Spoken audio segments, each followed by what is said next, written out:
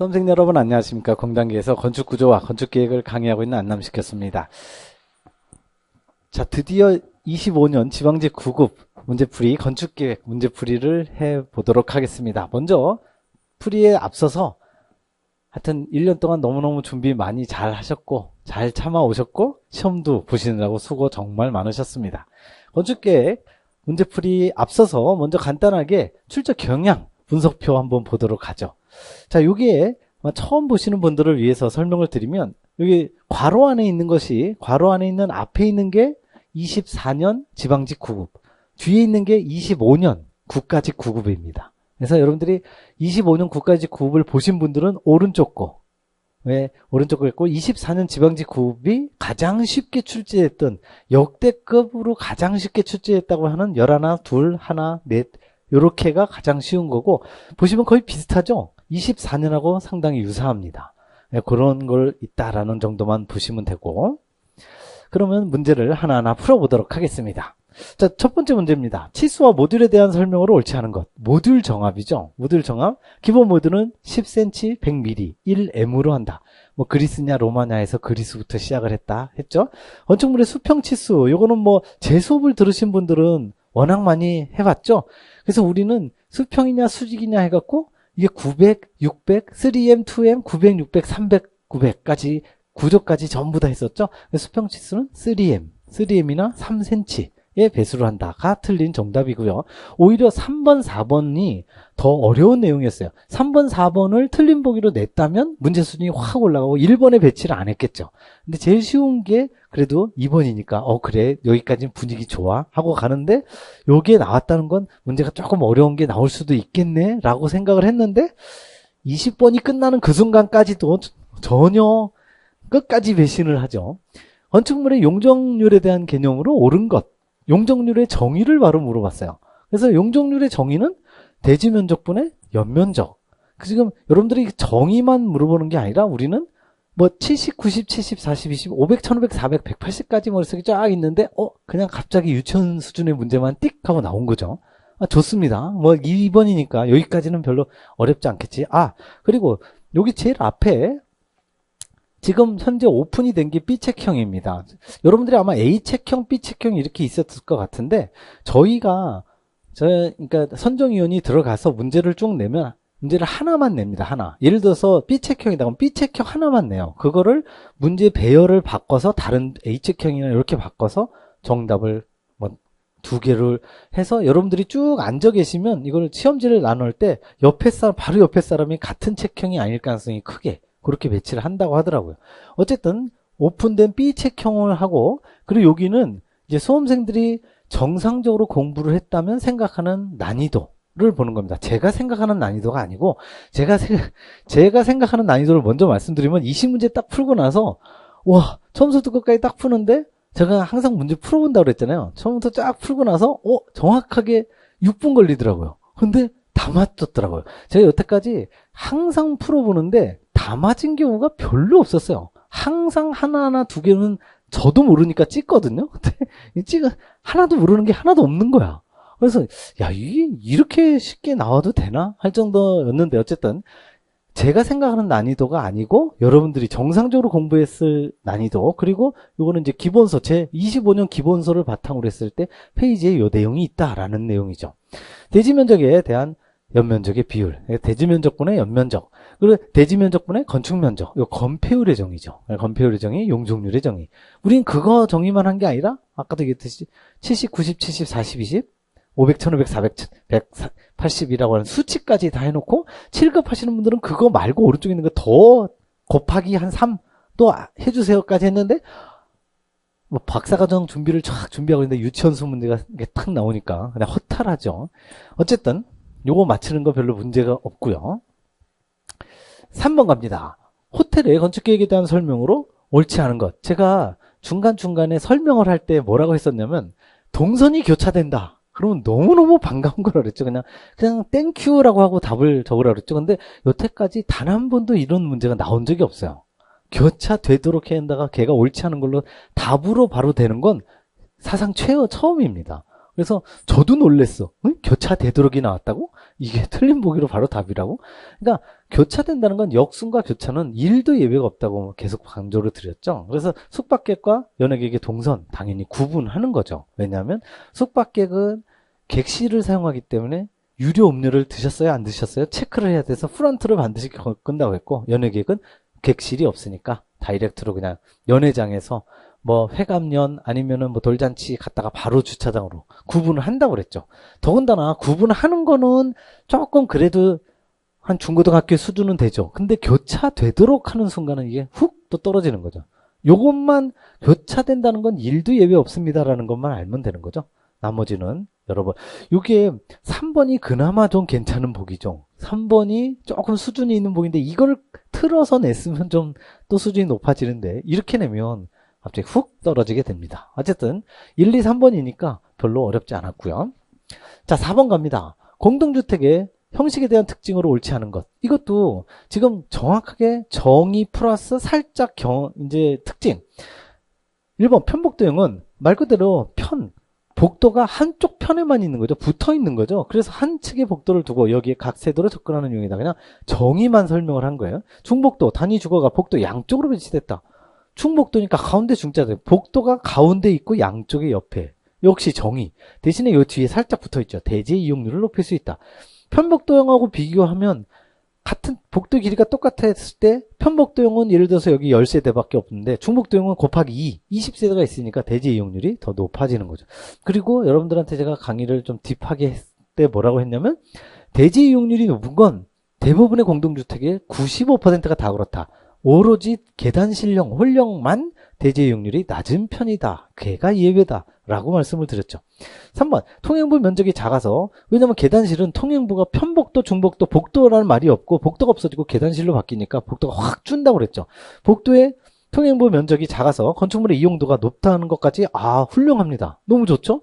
뒤에 통풍, 채광, 사생활 보장, 프라이버시죠 등에 불리할 리가 없겠죠. 한마디로 얘네들 여기서부터 통풍부터 시작해서 사생활 보장까지가 전체가 다 거주성입니다. 이걸 한마디로 표현한 게 거주성이죠. 거주성, 홀형 또는 계단실형이 넘버원이라고 그랬죠. 가장 좋다. 분리가 아니라 유리죠. 그래서 결정적으로 틀린. 이것도 지금 요 보기 3번 보기만 보면 난이도 하까지는 아닌데 1번도 정의, 2번도 거의 정의. 3번 탑상형도 마찬가지. 이것도 여러 번 했었던 거. 그러니까 이번 건축 계획 시험의 특징이 뭐냐면 아주 기본적인 정의, 거의 처음 들어와서 한 7월, 8월 정도면 다 알만한 정의 플러스 기출 살짝 이 정도예요. 그러니까 실수만 안 하면 누구나 다 90이 넘어야 되는, 그냥 변별력이 많이 떨어지는 문제 중에 하나죠. 그래서 어쨌든 이거는 거주성이 넘버원이다 해서 틀린 거죠. 4번은 정확하게 맞는 보기가 되겠고요. 5번 갑니다. 다음에서 설명하는 연립주택 유형 경사지를 이용한다. 이걸로 게임 끝난 거 아니에요? 경사지를 이용한다. 이거 제가 적어왔나? 안 적어왔구나. 요게 경사지를 이용한다가 제 기억에 뭐 파이널에서도 말씀드렸고 강의에서 여러 번 말씀드렸죠. 경사지를 이용한다 하면 경사지 하면 또는 우리나라 지형에 적합하다. 테라스 하우스라고 그랬죠. 그때 제가 OX 문제로 제가 적중 문제 뭐 있나 찾아보고 막 옛날 걸 제 영상을 한번 찾아봤어요. 그랬더니 요걸 문제를 내더라고. 경사지에 적합한 거는 테라스형뿐만이 아니라 스키플로어도 가능하다. OX 이렇게 냈더라고요. 스키플로어도 가능하다고 그랬죠. 그거는 조금 어려운 문제. 요거는 매우 쉬운 문제. 테라스 하우스는 항상 이렇게 경사지형에서 주택을 계단식으로 한다고 그랬죠. 계단식으로 하기 때문에 일반적으로 아파트는 앞뒤가 뻥 뚫려서 창문이 뒤에가 후문이 있는데 얘는 후문이 없잖아요. 후문이 그냥 창문이 없이 흙이야. 그러니까 후문이 없이 앞쪽 창문에만 빛이 들어가니까 이 깊이가 6에서 7.5m. 그게 조금이라도 좀 변별력 있는 문제죠. 근데 그 언저리도 안 가죠, 지금. 그냥 정의만 물어봤잖아. 그러니까 뭐 이건 바로 그냥 이 꼭지가 4개인데 4개까지 갈 필요도 없어요. 그냥 경사지 이용. 꼭지 반 개면 충분하죠. 이것만 봐도 얘네들은 절대 경사지라는 말이 일체 나오지 않습니다.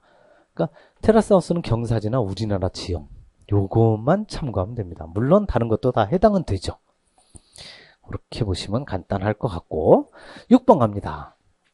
자, 이제 1번서부터 5번까지는 난이도 하기 때문에 그래 이제부터 슬슬 어려운 문제가 나올 거야. 난이도 중입니다. 난이도 중인데 다음에서 설명하는 가나의 건축가를 바르게 연결한 것.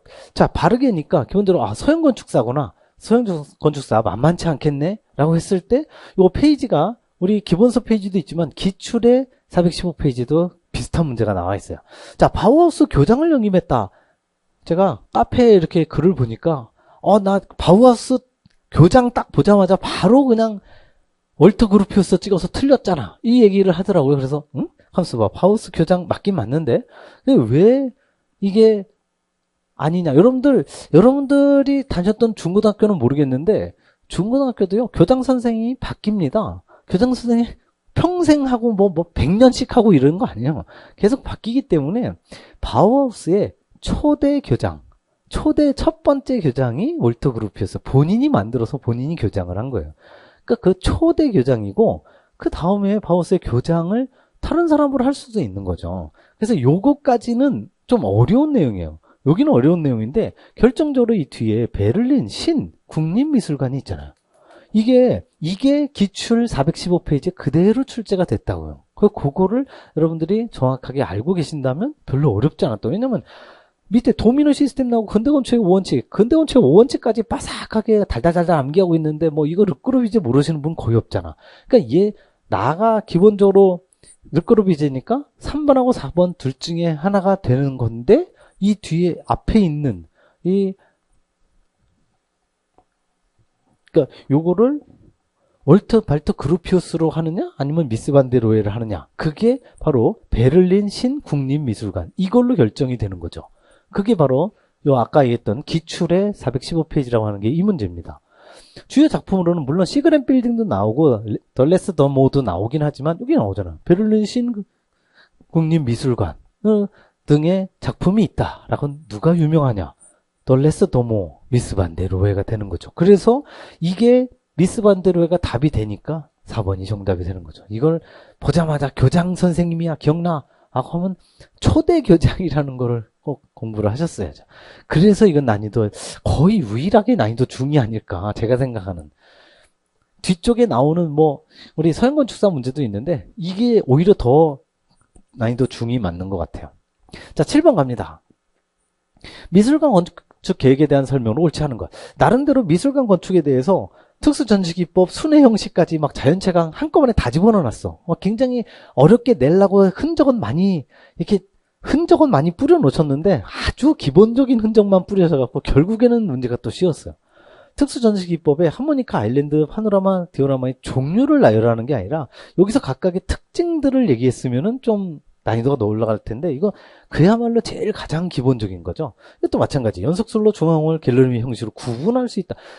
구분은 제가 맨날 그랬잖아요. 여러분들 제가 이렇게 특징이나 이런 걸 강조해도 여러분들은 반드시 종류는 꼭 해두셔야 돼요. 종류는 기본 중에 기본인데 혹시 모릅니다. 발로 풀어도 되는 문제지만 선정위원들이 이런 거 낼지 모른다고 했잖아요. 근데 실제로 이렇게 많이 낼 줄이야. 상상을 못했죠. 어쨌든 이런 거는 기본이고 연속술래 형식은 복도에 접하여 여기 복도가 나오잖아. 복도가 나오니까 일단 틀렸고 전시실을 배치해서 독립적으로 가진 전시실을 폐쇄할 수 있으면 갤러리 및 코리더가 되는 거죠. 없으면 연속술로가 되는 거고. 그러니까 주어를 그대로 갤러리 및 코리더로 바꾸면 되는 거죠. 갤러리 및 코리더는 형식은 연속된 복도에 접하여 각 전시실을 배치하여 독립적으로 각 전시를 폐쇄할 수 있다가 맞는 거죠. 연속술로는 한 실만 폐쇄하면 쭈루룩 다 막히는 결정적인 단점이죠. 그래서 이것도 별로 어렵지 않았고. 자연채광 형식, 전광창 형식은 전시실의 중앙부를 밝게 전시 조도를 균등하게 한다. 조도를 균등하게 한다. 우리 열심히 했었잖아요. 조도 균등하게 하는 거 북측 채광 해갖고 5가지 쫙 읊었잖아요. 미술실부터 시작해서 제일 마지막에 전광창. 그래서 그 정도까지 갈 필요도 없어요. 여기는 그냥 4번 보기가 뭐가 나왔는지 몰라야 정상이에요. 제가 문제를 쭉 처음부터 1번부터 20번까지 풀고 나니까 6분 내로 풀고 나니까 내가 보기를 한 반밖에 못 읽은 것 같아. 읽을 필요가 없죠. 여기서 그냥 탈곡하고 걸리니까. 이게 정상인 거예요 원래. 8번 갑니다. 8번도 이거 제가 비슷하게 문제 냈었잖아요. 소화설비는 뭐라고요? 불을 끄는 설비라고 그랬잖아요. 화재를 진압하는 설비. 2번이 비상경보 막 울리면 얘가 불이 어떻게 꺼지냐고요. 그것만 생각하셔도 되지. 그리고 기본적으로 이 소화설비는 제가 항상 교과서에 기본서에 나와 있는 게 3개라고 그랬잖아요. 옥내서 하든 옥에서 하든 스프링클러. 근데 얘네들은 무조건 탈락이야. 근데 소화기구도 소화전도 빨간색으로 끄면 꺼지는 거잖아요. 여기 당연히 꺼지는데 얘는 안 꺼지잖아. 빨리 대피하세요, 대피하세요. 경보만 울리는 거라. 이거는 역시 그냥 상식적으로 풀어도 되지. 다른 건 몰라도 소화 설비는 화재를 진압하는 설비 정도는 알 거 아니에요. 화재를 얘는 진압이 아니라 대피하세요라고 하는 경보 설비가 되는 거죠. 그러니까 이것도 제가 설명을 어떻게 했었냐면 요거 빼고 옥내서든 옥에서든 스프링클러가 있는데 드렌처 설비를 과연 어떻게 할 거냐. 이거를 기출에서는 소화 설비로 나와 있지만 냉정하게 보면 방화 설비다. 그래도 얘는 세모로 표시하세요. 까지도 막 설명을 해놨는데 뭐 이렇게 나오면 이거는 뭐 그냥 확실하죠. 난이도 하. 자, 9번. 아니 이제 9번 10번 되면 난이도 중이 나와야 되는데 여전히 합니다. 여전히 하예요. 공연장 평면 형식에 대한 설명이다. 가나에 해당하는 내용을 바르게 연결한 거. 가장 가까운 곳에서 가장 많은 관객. 이거 여러 번 설명했죠. 가장 많은 관객. 그래서 최근에 기출로 나와서 뭐가 나왔었냐면 많은 관객 하면은 오픈 스테이지형이 되지만 가장이라고 하는 요게 아예 최상급이 딱 붙으면 오픈 스테이지가 아니라 반드시 아레나만 답이 된다고 여러 번 말씀을 드렸죠. 역시 기출을 그대로 간 거죠. 그러니까 가장 많은 관객이면 무조건 아레나형이고요. 연기자가 일정한 방향이니까 한 방향으로 뭐 통일감을 얻는다라고 말씀드렸던 거. 이거 플러스 이념용이죠. 그래서 이것도 그냥 거의 정의에 가까운 아주 기본적인 내용. 그냥 예를 들어서 공연장이나 아레나형이나 플러스 이념에 관련된 특징이 한 7, 8개씩 쫙 있는데 그중에 제일 쉬운 정의 1번 이것만 갖고 문제를 낸 거예요. 그러니까 난이도가 막 이게 아마 틀림없이 선정위원이라면 저거 비슷할 텐데 9번하고 10번은 난이도 상짜리가 와야 정상인. 설마 이걸 지금 난이도 상으로 생각을 해서 내셨을 것 같지는 않고 하여튼 미스테리입니다. 이렇게 문제를 내도 되는 건지라고 하여튼 의심이 갈 정도로. 자, 그래 10번은 난이도 중으로 어마어마하게 올라갔어요. 막 바뀌다가 중으로 올라갔어요. 학교 교사 배치 형식에 대한 설명으로 옳지 않은 것 갑니다. 폐쇄형, 집합형, 클러스터형, 분산형. 와, 결국엔 진짜 많이 어렵게 낸다고 내는데 제가 볼 때는 이게 정상적인 대학 교수가 내신 게 아닌 것 같아.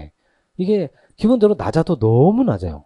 그래서 기출을 여러분들이 공부를 쭉 해보신 분은 알지만 기출 레벨이 1번서부터 10번까지 있을 때 물론 쉬운 문제도 있고 어려운 문제도 있는데 지금 여기서 나오는 문제들은 다 1, 2 아니면 1, 2, 1, 2, 1, 2, 1, 2, 1, 1, 1, 1, 1 가다가 2 하나씩 나오고 이런 식이에요.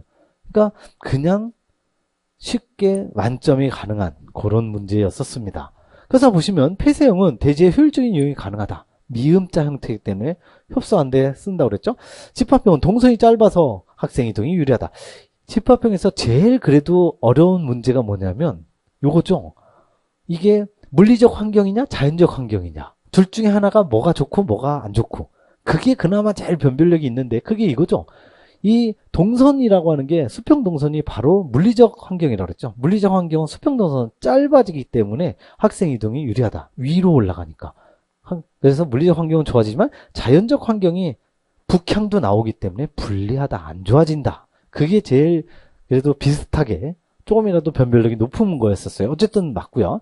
3번 클러스터형. 교사동 사이에 놀이공간 구성이 가능해진다. 놀이공간 사이사이에 공간이 있는 거 열심히 했었죠. 클러스터형과 분산변력령의 두 개의 좋은 장점.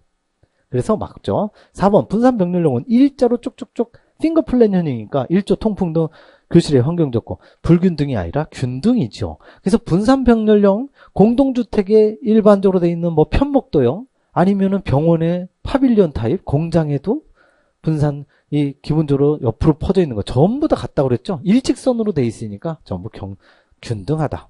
그나마 제가 볼 때 20문제 중에 좀 정상적인 문제가 요거 하나인 것 같아요. 제가 볼 땐. 그래서 나머지는 그냥 나머지 전체 문제들은 보통 다른 문제에서 1번 아니면 2번에 들어가야 될 난이도 하짜리입니다. 자, 11번. 이거는 정확하게 난이도 하가 맞죠. 대수선은 제가 역시 이것도 뭐 우리 여러 번 강의를 했었죠. 대수선에 대해서 얘기를 하면서 대수선 몇 글자예요? 글자 수로 갑니다. 세 글자니까 항상 삼하고 친합니다. 그러니까 이거는 그냥 대수선 문제 딱 보고서 보기에서 삼하고 친한 아저씨들만 고르면 답이었어. 그러니까 얼마나 편해요. 그러니까 이게 정확하게 난이도 하가 맞죠. 그러니까 이런 문제가 한 문제나 두 문제 정도 있는 게 정상이라고요. 이게 19문제가 있으면 어떡하냐고. 그러니까 이게 지금 그러니까 더 열심히 공부해서 점수를 높게 받느냐가 아니라 누가 실수를 덜 하냐의 문제였었어요. 완전히 거기에 초점이 맞춰져 있었던 것 같습니다. 자, 12번. 건축과 그의 작품. 이것도 난이도가 원래는 하일 것 같지만 이제 어거지로 제가 중으로 올렸습니다. 왜냐면 너무 하로 하니까 이건 좀 나중에 욕먹겠다 해갖고 중으로. 자, 이 각각 1, 2, 3, 4번이 전부 페이지가 이렇게 나와 있어요. 판스워스 아까 했었던 미스 반데로에, 미스 반데로가 베를린 신 국립미술관도 했지만 판스워스도 미스 반데로에입니다. 시드니 오페라 하우스는 많이 했었죠. 이거는 제가 건축 구조에서도 설명했었고 건축 계획에서 건축 구조 비스무리한 뭐 쉘 응력 뭐 이게 나와서 이거는 다른 사람이 아니라 요르누존이죠. 지역주의 건축과 여러 번 설명을 드렸던 거고 프랭크 게리는 워낙 유명하죠. 여기 4번에 프랭크 로이드 라이트 뉴욕 구겐하임 미술관. 우리 구겐하임이라는 게 굉장히 유명한 삼성이나 현대 같은 그룹 이름이라고 그랬죠. 뉴욕 거는 프랭크 로이드 라이트, 프랭크 게리는 스페인의 빌바오 구겐하임 미술관, 시드니 오페라하우스는 요르누존, 비트라 소방서 워낙 유명한 이 해체주의의 거장 여성분이죠. 자하 하디드. 그리고 비트라 디자인 박물관. 그 뒤쪽에 있는 거 비트라 소방사가 아닌 디자인 박물관은 이제 2인자 프랭크 게리. 그것도 역시 기출로 나왔었죠. 그래서 이게 판스워스만 미스 반데로에 요것만 공부를 하셨습니까? 라고 물어보는 거죠. 대신에 솔직히 판스워스 모르셔도 이거는 누구나 다 알잖아.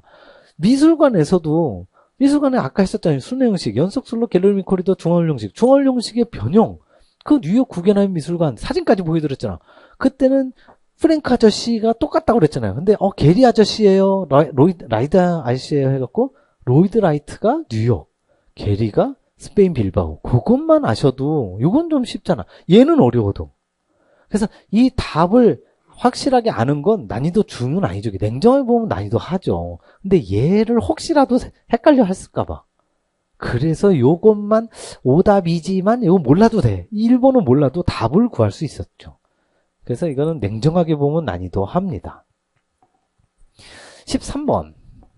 이것도 역시 난이도 중이 맞습니다. 건축물의 단열에 대한 설명으로 옳지 않은 거. 3번부터 보시면 단열재는 가능한 한 열의 이동을 차단할 목적. 제가 열을 차단한다 그랬죠. 열을 차단하는 게 우리의 목표고 아군이 항상 열을 차단하는 거라 그랬죠. 그러니까 열을 차단하는 거. 여름에는 뜨거운 열이 안에 못 들어오게.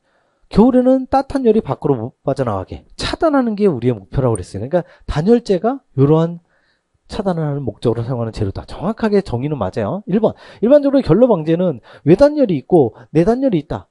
이걸 제가 설명할 때 어떻게 했었냐면 아빠가 좋아요, 엄마가 좋아요. 애기들한테 물어보면 무지하게 막 심각하게 인생 질문을 받은 것처럼 막 엄청나게 고민하듯이 하면서 봐. 한식주택이 좋아요, 양식주택이 좋아요. 이것도 우열을 가리기 어렵지만 외단열과 내단열은 분명히 우열이 있다고 그랬죠. 무조건 외단열이 더 좋다고 했잖아요. 그래서 외단열이 주어니까 외단열이 내단열보다 효과적이다. 결로 방지 좋죠. 왜냐하면 내단열에는 내부 결로가 많이 일어나고 대신에 외단열은 거의 발생하지 않는다. 해서 외단열이 좋죠. 1번 맞고요. 2번 열전도율. 우리 아까 열이 뭐라고 그랬어요? 열이 이동을 차단할 목적으로 하니까 차단하는 게 좋은 거라고 그랬는데 열전도율이 높다. 그러면 아군이에요, 적군이에요? 계속 이렇게 설명했었잖아요. 열전도율이 높다. 그러면 열이 숭숭숭 빠져나가니까 적군이잖아. 안 좋은 거잖아. 안 좋은 거는 단열재를 이용하면 단열 효과를 높일 수 있다. 말이 안 되죠. 이 단열이라는 건 열을 차단하는 거죠. 차단하려면 얘가 낮아야죠. 열전도율이 낮은 게 좋은 거예요. 그 열전도율이 낮은 게 지구상에 무료로 널려 있는 거 공기라고 그랬잖아요. 공기가 어마어마하게 좋은 무료의 단열재라고 그랬잖아요. 그래서 이중창. 보통 여러분들 아파트에 보통 거실에 이중창으로 많이 돼 있습니다. 그 사이에 층을 둬서 공기가 있으면 열전도율이 굉장히 낮기 때문에 열을 잘 차단하는 효과가 아주 좋다고 그랬죠. 그래서 2번이 틀린 정답. 외단열은 이게 바깥 내자니까 건축물의 각 부위에 단열해서 단열재를 구조체의 외기측. 그래서 내방습, 외단열. 그거까지 갈 필요도 없지. 솔직히 저는 솔직히 문제 풀 때 4번 보기가 뭐였는지 기억이 안 나. 왜냐면 여기서 끝났으니까. 그게 정상인 거예요. 그러니까 기본적으로 구조는 제가 좀 이따 해설을 해드리겠지만 구조는 조금 변별력이 있었어. 그렇지만 계획은 밑에 게 기억이 안 나야 정상이에요. 20문제를 다 완벽하게 100점을 맞는데 기본적으로 한 10, 2, 3분이 걸리면 안 됩니다. 그게 정상이었던 난이도였어요. 원래는 그 정도 아니죠. 원래는 그 정도가 아닌데 이번 시험은 14번 갑니다. 다음에서 설명하는 도서관의 출납 시스템. 출납 시스템 조금 어려운 문제가 나오나 보다. 근데 첫 번째 보기에서 완전히 확 실망감이 15,000권 이하. 여러분들 일단 도서관의 열람 시스템 하면 4가지가 쫙 떠오르는데 그 중에서 숫자 나오는 건 걔밖에 없어. 15,000권 숫자는 안전계가밖에 없어요. 너무 반가워. 하면서 이렇게 쉬워도 되나 할 정도로 막 이상하게 풀면서 야 이건 아닐 텐데 이건 아닐 텐데 뭐 어디가 어려운 게 있을 텐데 계속 가도 결국엔 안 나오더만요. 자, 폐쇄식은 기본적으로 역시 변별력 있는 문제가 나오면 관원의 작업량이 많다. 귀중서 뭐 이런 거를 한다. 반기가식 같은 경우에 안전기가식과 자유기가식의 짬뽕인데 서로 바뀌죠. 막 이게 어디는 도서 열람 시스템이 필요하고 어디는 출납 시스템이 필요 없고 막 이게 서로 바뀌는 거. 그게 좀 어려운 건데 이게 그냥 이렇게만 나오니까 너무 따끈따끈하죠. 15번 갑니다. 트랩과 봉수 파괴 현상에 대한 설명으로 옳지 않은 거. 이거야말로 난이도 중이 맞습니다. 1번 보시면 모세관 현상, 모세관. 이거 제가 인도네시아 나무 설명했었죠. 인도네시아 우리나라도 뭐 나무가 10m 정도 되는 거 있지만 인도네시아 가보시면 30m 높이에 제일 꼭대기 30m 높이에 가지 달린 이파리에 파릇파릇합니다. 걔네들이 다 물을 가지고 있어요. 이게 어떻게 지구상에서 가능하지?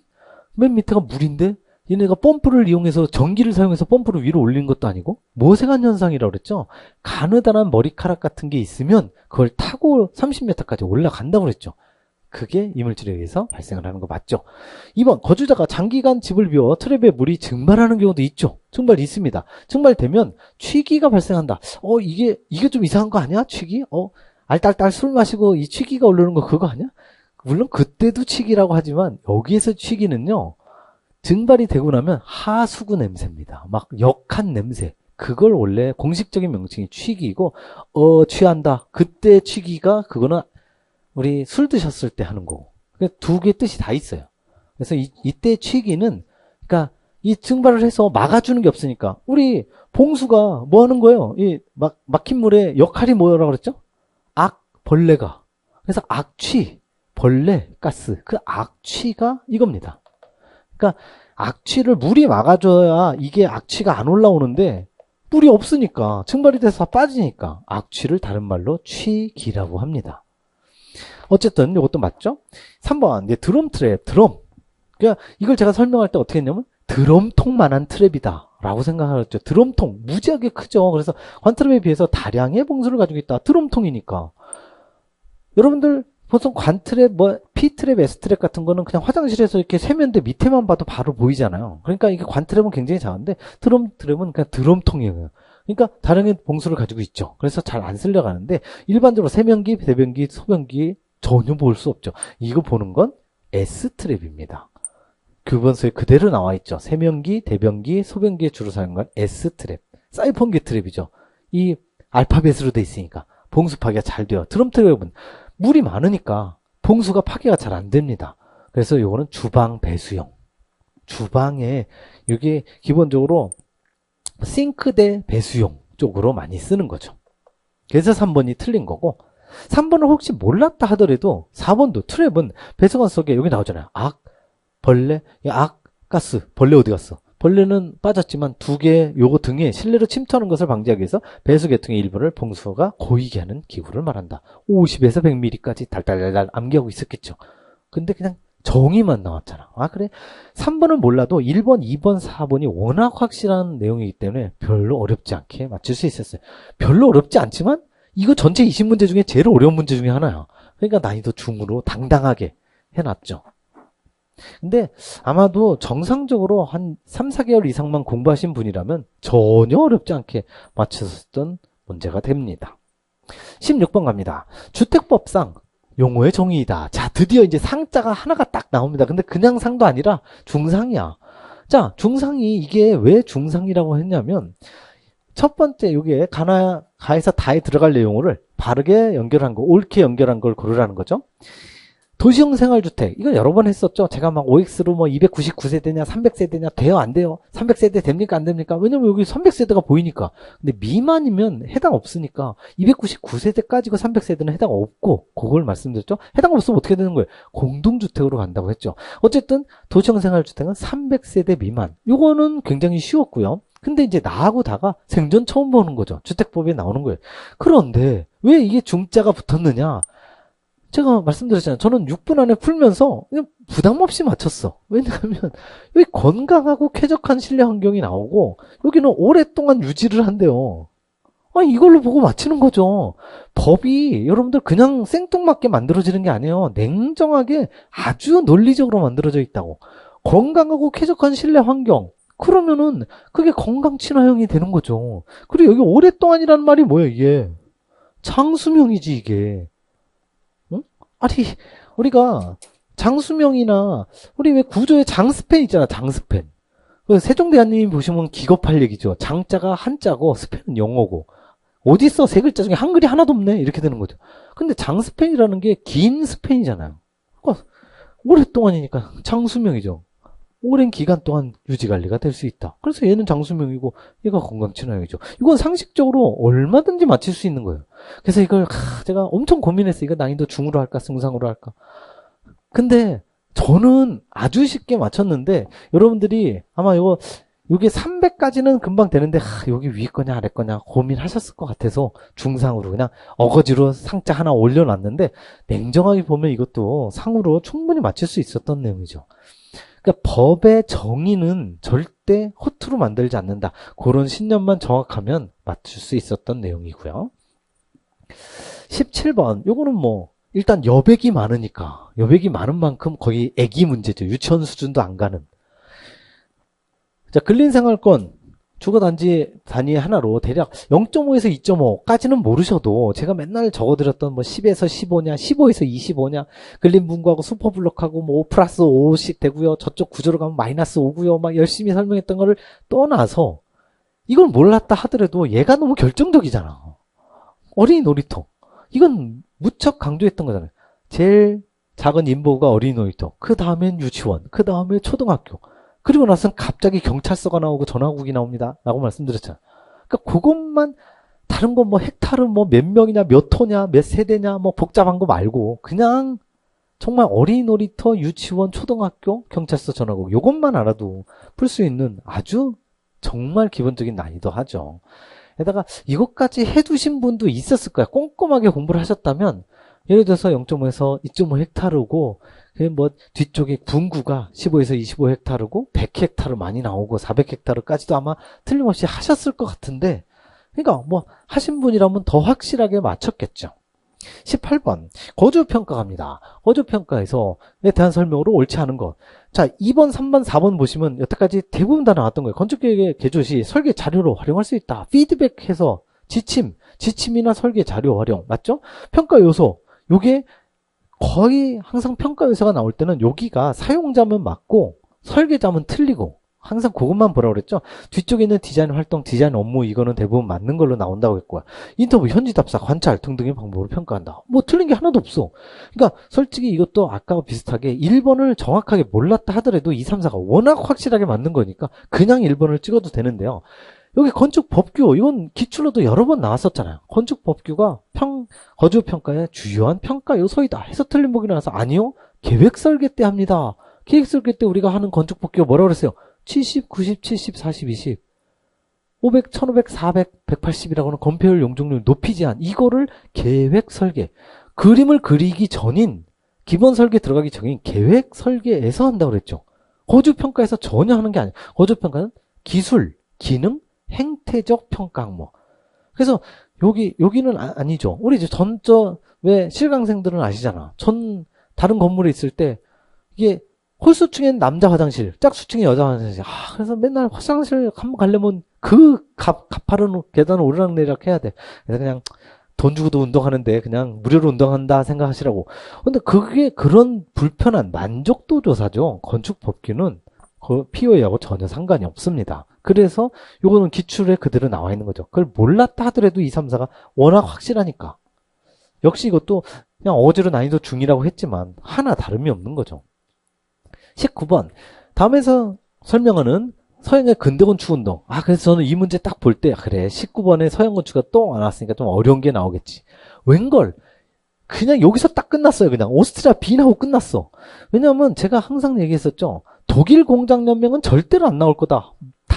문제에 답이 있으니까 독일이 있으니까 독일에서는 이건 안 나올 텐데 이건 오스트리아 빈이 딱 나오는 순간 기본적으로 우리가 세제시언 제가 처음에 이 강의를 할 때 우리 그 기본서에 보시면 세제시언이라고 안 돼 있어요. C세시언으로 나오죠. 이걸 영어로 읽은 거죠. 이거 원래 세제시언이 정확한 발음이에요. 오스트리아 독일어 발음이 세제시언인데 영어로 읽으면 C세시언. C세시언이 먼저 나오고 가로 열고 세제시언 컴마 빈 분리파. 빈 분리파가 바로 빈에서 시작된 오스트리아 빈에서 시작한 거. 이 세제시언이 분리시키는 거잖아요. 우리 가위를 시저스라고 하잖아요. 시저스. 그거 똑같은 원이에요. 그러니까 분리시키는 거. 그래서 빈 분리파. 오스트리아 빈이니까 그냥 답이네. 볼 것도 없죠. 그런데 결정적으로 이 뒤에 나오죠. 실용적이다. 실용적이고 합리적이다. 그래서 이거 제가 그때 기출인지 저 뒤쪽에 실전 모의고사인지 강의에서 뭐라고 했냐면 C세션 나올 때 제가 문제를 냈었을 거야. 그나마 좀 이 추론 형식으로 좀 업그레이드 해갖고 우리 조선시대 때 정조의 파트너였던 정약용 아저씨하고 비스무리한 게 뭐냐. 정약용 아저씨가 실학을 바탕으로 했으니까 이 실용적인 학문. 그 실학이잖아요. 그래서 실학의 대가인 정약용 선생님하고 비스무리한 거 그게 바로 C세션이 되는 거죠.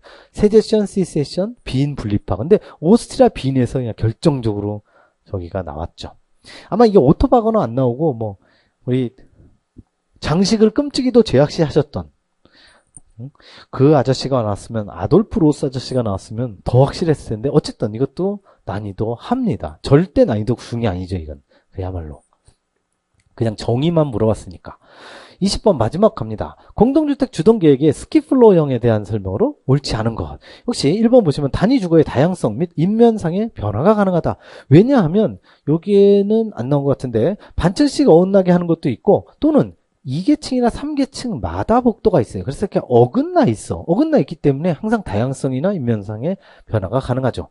그리고 지금 그걸 몰랐다 하더라도 기본적으로 뭔가 스키플로잉은 잘 모르겠는데 뭐 어긋나 있나? 뭐 그 정도까지는 기본을 알고 계시고 2번하고 4번이 서로 상반되는 얘기예요. 4번부터 먼저 보시면 복도가 없거나 엘리베이터가 정지하지 않는 층이 있다.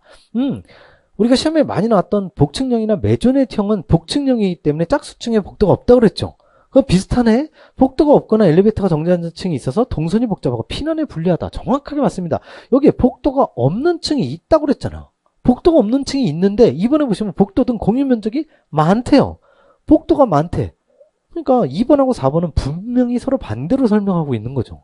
그러니까 1번, 3번은 몰라도 솔직히 이 스키플로어를 하나도 공부를 하지 않았어도 2번하고 4번은 분명히 다른 걸 설명하고 있어. 정답은 2번 아니면 4번이야. 라고 보는데 기본적으로 복도가 없거나 여기 반층씩 어긋나게 돼 있으니까 뭔가 2, 3층마다 복도가 있는 게 4번이 맞고 2번이 틀린 정답이 되는 거죠. 복도 등 공유 면적이 적어서 이게 확실하게 적어서 반대로 정용 면적이 증가하는 장점이 있는 거죠. 그래서 2, 3층마다 복도가 있기 때문에 기본적으로 복층형보다도 더 좋다고 그랬죠. 그래서 공유 면적이 적어서 전용 면적이 증가하는 장점이 있다. 자, 그래서 전체 20문제를 쭉 푸는데 정말 아마 여러분들이 저보다 더 공부를 열심히 하셨을 테니까 대부분 5분에서 6분 안에 100점을 맞는 사람이 있었을 거예요. 저한테 실제로 인강생이 질문이 왔어요. 교수님, 105점 받았습니다. 105점이 표시되나요? 100점이 표시되나요? 105점입니다. 예, 기본적으로 다 맞으면 가산점 포함된 점수가 가산점 포함, 가포 점수죠. 자, 그러면 이제 난이도를 드디어 어떻게 보면 제일 중요한 난이도. 난이도를 잘 보시면 아까도 설명드렸지만 요 첫 번째 괄호가 바로 작년 지방직 9급. 우리 역대급으로 쉬웠다고 하는 가장 지난 18년 동안 그 무수히 많은 50번에 걸친 시험 중에 가장 쉬운 시험이 이거였었어요. 근데 그거하고 비교해도 손색이 없죠. 손색이 없습니다. 특히나 상이 그나마 24년 지방직 9급도 상이 2문제씩이나 나왔어. 근데 이거는 그냥 상도 아니라 중상. 아까 있잖아요. 이거 맞출 수 있는 거. 맞출 수 있는 중상이 나왔기 때문에 실질적으로 상이 한 문제도 없는 거예요. 그러니까 100점이 굉장히 많을 걸로 예상이 돼요. 그러니까 틀림없이 이거는 제가 볼 때 합격생들은요. 이 계획에서 적어도 90점 내지 95점 이상은 다 받을 가능성이 굉장히 큽니다. 실수를 안 하셨다면. 왜냐 어려운 문제가 이거밖에 없었으니까. 24년 지방직과 유사한 아주 평이한 난이도입니다. 이게 고졸경채. 여러분들 제 기출문제집 제가 처음에 설명을 드렸지만 제가 기출문제집 문제가 제일 많음에도 불구하고 고졸경채 문제는 한 문제도 없어요. 제가 지금 다 가지고 있어. 고졸경채 문제를. 한 문제도 안 집어넣은 이유가 너무 쉬워서. 이거 들어가면 사람들이 이거 너무 쉬우니까 이것만 공부해야지. 어려운 거 공부 안 해. 이럴까봐 제가 집어넣지는 않은데 이제 딱 그 수준으로 나오고 있어요. 지금. 제가 볼 때는 이 선정위원이 대학 교수에서 고등학교 선생님으로 바뀌었으면 틀림이 없습니다. 갑자기 수준이 엄청 낮아졌어요. 24년 지방직 9급도 그렇고 25년 지방직 9급도 그렇고 25년 국가직은 그나마 여기 보시면 난이도가 하가 넷, 중이 14잖아요. 이게 정상이에요. 그래서 제가 국가직 9급의 시험 문제 나올 때 뭐라고 그랬어요? 정상적인 난이도다라고 그랬잖아요. 정상에서 살짝 평이한 정도라고 했는데 이거는 뭐 매우 쉬운. 그래서 변별력이 낮은 문제들 위주로 기초적인 정의 문제들이 거의 다였어. 20문제 중에 한 16이 냉정하게 보면은요. 여기서 난이도 하가 16개예요. 그리고 단기간 공부한 수험생도 고득점이 가능한 사람. 가끔 카페에 갑자기 글이 나왔대. 이게 진짜인지 아닌지 모르지만 나 2달 공부했는데 95 나왔어. 근데 그게 엄청 가능했었어요. 충분히 가능했던 내용이죠. 완전히 수박 겉핥기식으로 공부해도 충분히 고득점이 가능한. 그러면 이거는 변별력이 낮은 게 문제가 아니라 열심히 공부한 사람과 아주 날림으로 공부한 사람의 순위가 바뀌는 치명적인 거예요. 그래서 이거는 내가 볼 때 난이도 조절에 완전히 실패했다. 작년에도 똑같이 얘기를 했지만 이렇게 문제를 내시면 안 된다는 거죠. 이거는 이 정도는요. 그냥 기본적인 그냥 기사 자격증에서는 얼마든지 이렇게 내도 돼. 그렇지만 너무 기초적인 것만 하면 그냥 제 강의가 84강이 필요 없어. 한 전체 기본 강의가 5강이면 충분해. 5강만 공부해도 만점을 얼마든지 받을 수 있는 문제예요. 이건 말이 안 되는 거죠. 그래서 결국에는 25년에 또 어떻게 바뀔지 모르지만 용어 정의나 원리 이해를 반드시 해야 돼요. 어떻게 보면 이게 더 중요한 거죠. 그래서 제가 항상 얘기했던 이게 자세하게 강의 안 하고 넘어가는데 종류나 기본 원리 이걸 굉장히 해야 돼요. 구조도 마찬가지고.